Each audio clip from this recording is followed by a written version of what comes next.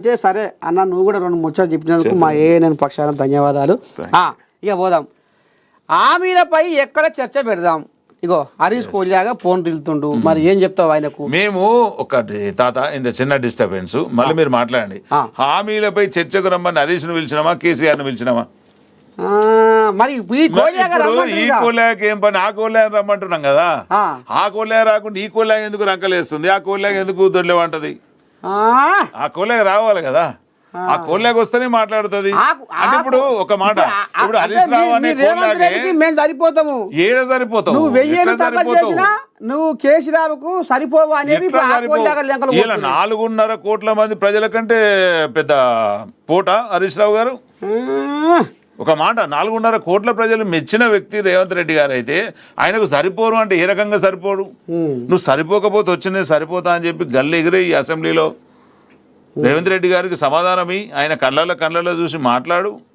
ఇవన్నీ పక్క పెట్టకుండా ఒక్కరిని రమ్మంటే ఒకడు వచ్చి మేమున్నామనంటే చర్చనే నాకు తాతతోనైతే నేను స్వామితో మాట్లాడమంటే నేనేం మాట్లాడతా? తాత ఎందుకు రావద్దు తాత? నర్సయ్య తాత చెప్పు. జీతం తీసుకుంటావు, అన్ని తీసుకుంటావు, గెలుస్తావు, లేకపోతే రిజైన్ చేయి. జూబ్లీ హిల్స్ లెక్క మళ్ళీ బై ఎలక్షన్ చేద్దాం, అంతే. రిజైన్ చేసి ఇప్పుడు నువ్వు అసెంబ్లీ రానోడివి, అసెంబ్లీ ఎమ్మెల్యే, నువ్వు ఇలా మాజీ ముఖ్యమంత్రివే కావచ్చు. అంటే నీకు ఎంత అహంకారతనం ఉంటే నువ్వు అసెంబ్లీకి రావు? అంటే గజ్వేల్ ప్రజల సమస్యలు ఇప్పుడు మనం ఏమన్నా ఒక ఎమ్మెల్యే 2 సీట్లకు పెట్టినామా? ఇప్పుడు హరీష్ రావు గారు ఇన్ఛార్జి దేనికి? గజ్వేలుకు ఆయన ఎమ్మెల్యే, సిద్దిపేటకు కూడా ఆయన ఎమ్మెల్యే. మరి ఇట్లా ఎమ్మెల్యేలు పంచుకునేది అంటే మీరు అధికారం కోల్పోయినాక కూడా అహంకారం తగ్గట్లేదు అన్నట్టే కదా. ఏది మరి ఆ జనాలు ఒక్కరు కూడా నిలబెడతలేరు. మా కేసీరావు ఎన్ని జరిగినాయి? పాదయాత్రలు జరుగుతున్నాయి, ధర్నాలు జరుగుతున్నాయి. మీరు ఒకసారి వెనక్కి పోయి చూడండి మీడియాలో, అంతేనా? ఎన్ని జరుగుతలేవు. మరి రైతులకు 12,000 బాకీ సంగతి ఏంది? ముందు దీనిపై సమాధానం చెప్పాలని కోల్యాగా లేంకలు కొడుతుంది. అబద్ధాలు మహేష్ కుమార్ గౌడ్ నెంబర్ 2 ఆట. మీ పాలన ప్రజలకు అర్థమయ్యింది. రేవంత్ 10 ఏళ్ళు సర్కారు విత్తే లేకుండా చేస్తుండు.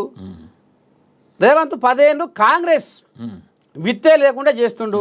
బీఆర్ఎస్ మాజీ మంత్రి హరీష్ రావు బీఆర్ఎస్లో కాంగ్రెస్ నేతల చేరిక. అమ్మా అయ్యా అవుతుంది లోపల కథ ఏదో నడుస్తుంది. ఒక్కటి చూపి బీఆర్ఎస్ లో కాంగ్రెస్ నేతల చేరిక అటు మలుతురట. మరి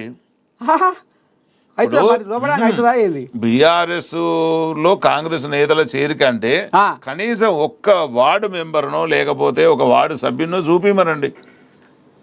వీళ్ళు 550 రూపాయలు ఇచ్చుకుంటా పోరాళ్ళందరినీ పిలుచుకుంటా కండువలేస్తే అయిపోతుందా? ఓహో 100%. ఎస్, నిజంగా పలానోళ్ళు కాంగ్రెస్ ఎగ్జాంపుల్ ఉంది. ఇలా సిద్దిపేట కాంగ్రెస్ ఎమ్మెల్యే తాత నర్సయ్య తాత అనుకుందాం. నీ అనుచరులలో ఒకరు పోయినట్టు చూపియాలి కదా. ఇలా ఏది లేకుండా నేను ఏమంటున్నా తాత, ఇప్పుడు వీళ్ళు ఎంత కుయుక్తి పరులు అంటే ఒక యూనియన్స్ ఒక టీంను పెట్టారు ఓయూ స్టూడెంట్ అందరినీ. వీళ్ళందరినీ తీసుకుపోయి ఊర్లలో ఇంకే పథకాలు వస్తే బాగుంటుంది, మీరు ఏమనుకుంటున్నారు? ఇవాళ నువ్వు సర్వే చేపిస్తున్నావు కదా, 9.5 ఏళ్ళు ఎక్కడ పడినారు మీరు? 9.5 ఏళ్ళు ప్రజలకు ఏం కావాలి? ఎందుకు సర్వే చేయలే? ఇయ్యాల పోయి అంటే కాంగ్రెస్ ప్రభుత్వం పాలన చేస్తుంది, మీకు ఏం కావాలని ప్రజలను రెచ్చగొట్టి లేపితే వాళ్ళ కడుపు నిండా ఆకలి అనకముందు అన్ని పెడతానే ఉంటుంది. మరి 18 నెలల పాలనలో ఈ కాంగ్రెస్ వాళ్ళు కూడా ఏ ఒక్క ప్రాజెక్టు పూర్తి చేయలేదు అనేది కూడా మరి వాళ్ళు అంటున్నారు. తాత ఇప్పుడు 9.5 ఏళ్ళనే నువ్వు ప్రాజెక్టులు కంప్లీట్ చేయలేదు, 1,00,000 కోట్లు దోచి. ఇలా కాళేశ్వరం కంప్లీట్ అయినట్ట కాలే కదా. అంటే నీకేమో 9.5 ఏళ్ళల్లో నీకు 1,00,000 కోట్లు బయట అప్పు తెచ్చి ఇంట్లో అప్పు తెచ్చి అన్ని సెట్ చేసి కూడా నువ్వు కంప్లీట్ ఖాళీ చేయవు. మా అక్కడ ఉన్నటువంటి ఖజానంతా దోసుకుపోయినావు, ధనం అంతా దోసుకుపోయినావు. ఇలా ఖాళీ అక్కడ మాడి చెక్కలు కూడా మిగలకుండా తీసుకుపోయినావు. అయినా సరే రేవంత్ రెడ్డి గారు ఎట్లా చేస్తున్నారు అనేది ఆయన ప్రతిభకు దండం పెట్టాలి. మరి రేపు అంత చేస్తా ఉంటే ఇప్పుడు హామీల మీద చర్చ పెడదామంటే ఇప్పుడు మీరు సిద్ధమేనా? ఎస్, 100%. హామీల మీద చర్చ పెడితే ఇవాళ ప్రజలు ఎంత ఒప్పుకుంటారంటే అయ్యా ఏం లేకుండా నువ్వు ఇచ్చినావు, నువ్వే గొప్ప అని మొక్కుతున్నారు. రేవంత్ రెడ్డి గారికి పాలాభిషేకాలు జరుగుతాయి ఖచ్చితంగా, మీరు చూడండి పేపర్లలో. మరి ఇదేందో కాంగ్రెస్ నాయకులపై ఆగ్రహం వ్యక్తం చేస్తున్న ఆరేపల్లి గ్రామస్తులు. ఉన్నోనికే ఇందిరమ్మ ఇండ్లా, గాలినే గోడగా మేఘాలే మేడగా నేలమ్మ ఒడిలోన గూడేసిన పేదలకు లబ్ధిదారునికి పేదోనికి నిజమైన బీదోనికి మేము ఇండ్లు ఇస్తున్నామని మీ కాంగ్రెస్ వాళ్ళు చెప్తుర్రు. మరి ఉన్నోనికే ఇండ్లు ఇస్తున్నారట. మరి ఇదెక్కడి పాపమే? మరి స్వయాన మంత్రి వివేక్ ఎదుటే అధికారులు కాంగ్రెస్ నాయకులను నిలదీసిన ఇండ్లు రాని ప్రజలు. ప్రొసీడింగ్ పత్రాల పంపిణీ కార్యక్రమం రసాబస ఈ కథ నడుస్తుంది. ఇప్పుడు ఒకటి తాత, వాస్తవంగా ఇందిరమ్మ ఇల్లు అనేది పేదోనికి ఇచ్చేది, ఉన్నోనికి ఇచ్చేది కాదు. నిజంగా ఏ లీడరో లేకపోతే ఏదో, ఇప్పుడు గతంలో ఏం జరిగింది, బీఆర్ఎస్ పార్టీలో బెంచ్ కారు ఆది కారు ఉన్నోనికి కూడా డబుల్ బెడ్రూమ్లు ఇచ్చుకున్నారు. ఎంత ఉన్నోనికి ఇచ్చారు అనేది ఇవాళ నిజంగా బీఆర్ఎస్ చిట్టా కనుక అది ఇస్తే ఒక్క లబ్ధిదారుడు కూడా అర్హత ఉన్నోడు వెళ్ళడు. కానీ ఇవాళ ఇక్కడ ఏదైతే జరుగుతుందో ఇందిరమ్మ ఇళ్లలో మా శ్రీనివాసరెడ్డి మినిస్టర్ గారు ఖచ్చితంగా దాని మీద ఎంత స్కూటనింగ్ అంటే గ్రౌండ్ లెవెల్కి వెళ్ళి నిజంగా అర్హుడు అయితేనే ఇవ్వండి. ఒకవేళ అనర్హుడికి వస్తే తీసేసుకోమని చెప్తున్నారు. అంటే ఇప్పుడు ఇవాళ గ్రామం ఉంది తాత, ఈ గ్రామంలో తాతకు ఒక ఇల్లు వచ్చింది, నాకు ఒక ఇల్లు వచ్చింది, ఎవరిది ఇల్లు తీసేయమంటారు? అరే తాత పాపం లేరోడే ఉండని తాతకి ఇల్లు అంటారు, అరే ఆ సునీల్కి ఎందుకు ఇల్లు తీసుకోండి అంటారు. కనుక నేను ఏమంటున్నా అంటే తాత, ప్రజలు కళ్ళు మూసుకొని లేరు. ఇది ఏదో ఆరోపణలు చేసి ఏదో రచ్చబచ్చ చేద్దామని బీజేపీ బీఆర్ఎస్ పార్టీలు చూస్తున్నాయి తప్ప ఎక్కడ కూడా అర్హత లేనోడికి ఇల్లు ఇచ్చే ప్రసక్తే లేదు. అర్హత ఉన్నోడు ఇల్లు కోల్పోయే పరిస్థితి లేదు. 100కి 100 పాలు ఇందిరమ్మ పేరు నిలబెట్టాలంటే నిజంగా కడుపుకు గంజి పువ్వు లేనోడికే ఇల్లు ఇస్తాం. సరే, ఆంధ్రజ్యోతి పత్రిక మట్టుకొచ్చినా మరి ఈ కోయిలాగలో ఏం రాసుకొచ్చి చూద్దాం. 90 రోజుల్లో స్థానిక ఇది చెప్పుకున్నాం. ఆంధ్రజ్యోతి ఎండి రాధాకృష్ణ ఫోన్ ట్యాప్ అమ్మా, ఇది కథ ఎక్కడెక్కడ నడిపించే. అమ్మా, ఆంధ్రజ్యోతి ఎండి రాధాకృష్ణ ఫోన్ ట్యాప్ మావోయిస్టుల సమాచారం కోసం అంటూ గత ప్రభుత్వ హయాంలో రివ్యూ కమిటీకి 615 మంది నెంబర్లు, వాటిలో ఆంధ్రజ్యోతి ఎండి నెంబర్ కూడా ఉన్నది.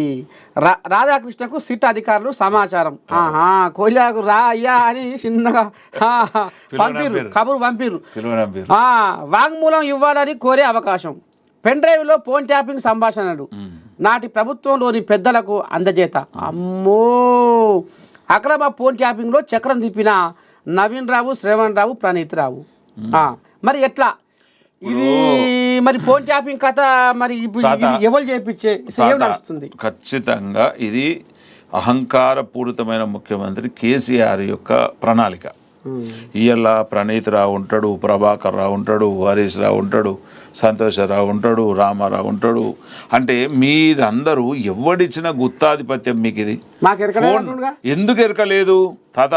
ఇవాళ ఏం జరుగుతుంది చెప్పిండు. ఇప్పుడు దొంగ ఏది చెప్తే అది నమ్మచ్చా? మరి జరిగింది ఎట్లా? ఇలా మీ ప్రమేయం లేకుండా ఇలా మీ సీఈఓ గారు ఉన్నారు తాత, ఎట్లా చేస్తారు తాత? అదే తాత నేను ఏమంటున్నా, కాళేశ్వరం ఖరాబ్ అయితే ఇంజనీర్లది అంటావు, ఎవడో మెగా కృష్ణారెడ్డి గాంధీ అంటావు, అదంతా అది పోకపోతే ఇది జరిగితే నాకేం తెలుసు అంటావు. వీళ్ళ ప్రభాకర్ రావు వచ్చి ఏమంటున్నాడు, అమెరికాకి వెళ్ళి దొంగలాగా పట్టుకొచ్చిరా, అరే నా ప్రమేయం తక్కువ ఉంది, నా కిందోని ప్రమేయం ఎక్కువ ఉంది అంటే. ఇవన్నీ మీకు ఏ అడ్వకేట్ నేర్పిస్తున్నారు? ఏ వకీల్